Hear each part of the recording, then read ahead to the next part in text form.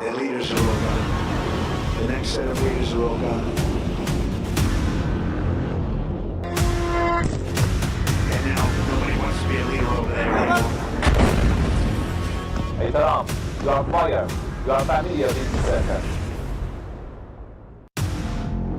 75 मिसाइलों से ईरान का हमला, तेल अवीव से यरूशलेम तक गदर। ईरान युद्ध का चौथा हफ्ता इस वक्त ईरान के साथ साथ इजराइल और अमेरिका पर जरूरत से ज्यादा भारी पड़ रहा है। पिछले 72 घंटे में जहां दक्षिणी ईरान, पश्चिमी और राजधानी तेहरान पर जिस बड़े स्तर पर मिसाइल और बमों की बारिश हुई है, उसने ईरान की हमले की क्षमता पर भयानक असर डाला है। लेकिन यह भी 100% सच है कि प्रचंड नुकसान झेलने के बावजूद ईरान रत्ती भर दबने को तैयार नहीं है। 48 घंटे पहले शुरू हुए ईरान के सबसे सटीक और तीखे मिसाइल हमलों ने इजराइल की चीखें निकाल दी हैं। खुद प्रधानमंत्री नेतन्याहू ईरान को दुनिया का सबसे खतरनाक देश कहने को मजबूर हो गए हैं और ईरान को दुनिया का दुश्मन बताया है। नेतन्याहू ने डिमोना परमाणु प्लांट के पास हुए हमले और अराद में दर्जनों इमारतों पर ईरानी मिसाइलों के हमले देखने के बाद अब इमरजेंसी प्लान के तहत ईरान पर भीषण हमले शुरू कर दिए हैं। इधर स्ट्रेट ऑफ होर्मुज में ईरानी गदर से राष्ट्रपति ट्रंप बुरी तरह से बौखलाए हुए हैं। अब तक 16 से ज्यादा अमेरिकी लड़ाकू विमान और जेट 30 दिन से कम समय में तबाह हो चुके हैं, जबकि तेहरान से लेकर यरूशलेम तक ईरान ने ऐसे मिसाइल और ड्रोन हमले करके दिखा दिए हैं जिसकी कल्पना इजरायली सेना और अमेरिकी सेना ने रत्ती भर नहीं की थी। हालात यह है कि अब अमेरिका और इजराइल ने ईरान के खिलाफ ब्लैकआउट वॉर शुरू कर दिया है और ईरान को कंट्रोल करने के लिए अमेरिका के रक्षा मंत्रालय पेंटागन ने बड़े जमीनी हमले शुरू करने का प्लान फाइनल कर दिया है। हम शुरुआत करते हैं ईरान के उस मिसाइल हमले से जिसने इजराइल को भारी नुकसान पहुंचाया है। खुर्रम शहर फोर्स से इजराइल पर हमले, ब्रिटेन तक हमले की तैयारी।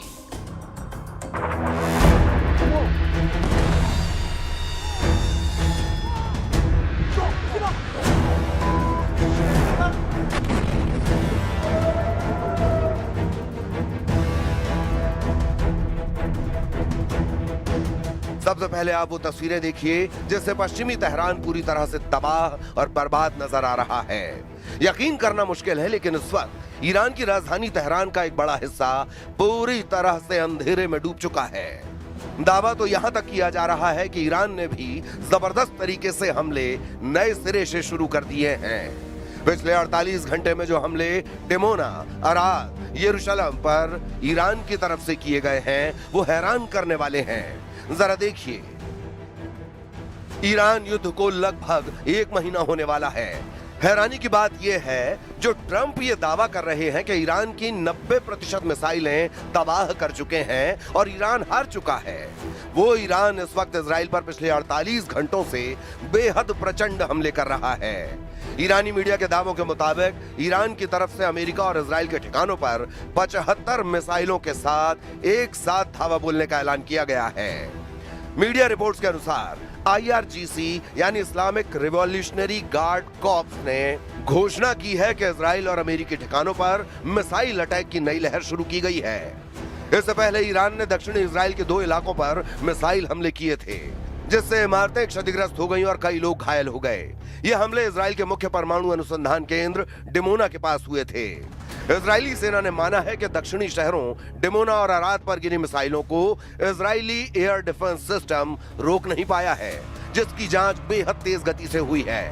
ऐसा पहली बार हुआ है जब परमाणु केंद्र के आसपास के क्षेत्र में ईरानी मिसाइलें इजराइल की वायु रक्षा प्रणाली को भेदने में सफल रही हैं।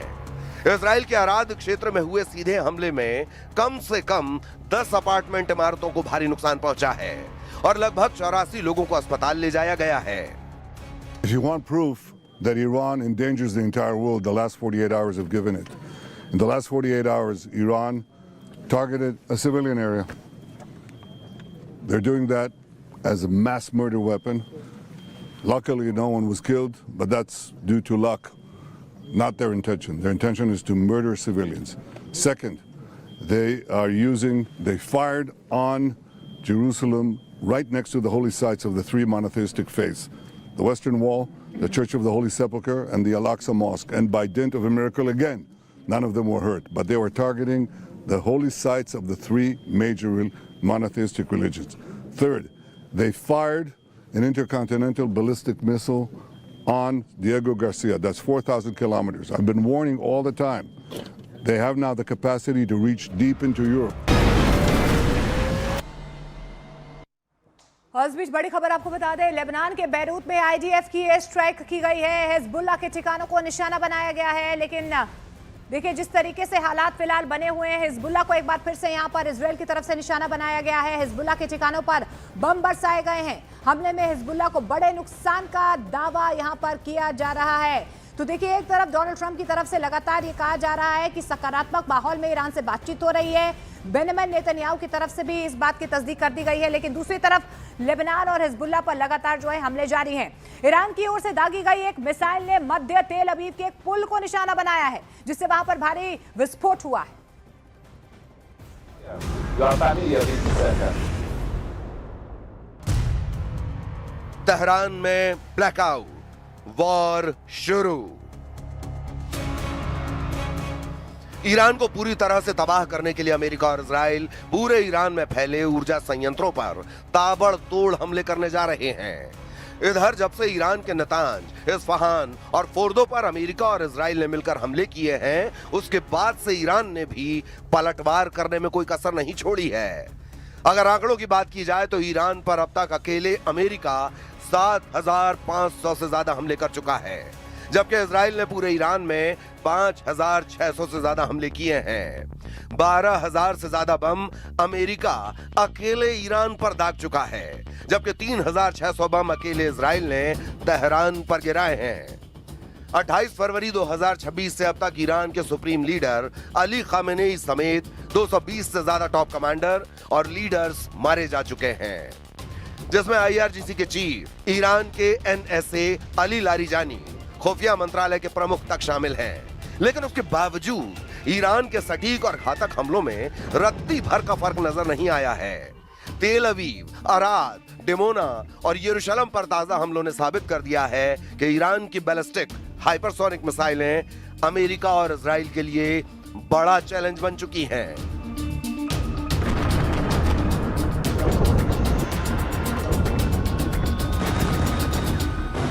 जो आप इर्द गिर्द तबाही देख रहे हैं, ये ना ही गजा है और ना ही लेबनान, बल्कि ये इसराइल का डिमोना इलाका है, जहां पर ईरान के बैलिस्टिक मिसाइल ने तबाही मचाई है। ये पूरा इलाका तबाह हो गया है क्योंकि ईरान की तरफ से दागा गया बैलिस्टिक मिसाइल यहां पे गिरा।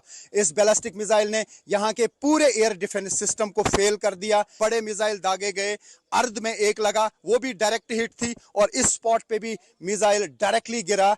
हालांकि इंटरसेप्टर्स निकले थे एयर डिफेंस सिस्टम से, लेकिन मिसाइल इतना तेज था कि पूरा चकमा यहां के एयर डिफेंस सिस्टम को मिसाइल दे गया और इस पूरे इलाके में तबाही मच गई। ईरान की तरफ से दागी गई एक मिसाइल ने मध्य तेल अवीव के एक पुल को निशाना बनाया, जिससे वहां भारी विस्फोट हुआ है। खबर है कि ईरान अमेरिका और इजराइल के मुकाबले 1:20 के मुकाबले मिसाइलें और ड्रोन दाग रहा है। यानी ईरान पर अगर अमेरिका और इजराइल मिलकर 20 मिसाइलें दाग रहे हैं, तो ईरान सिर्फ 1 मिसाइल दाग पा रहा है।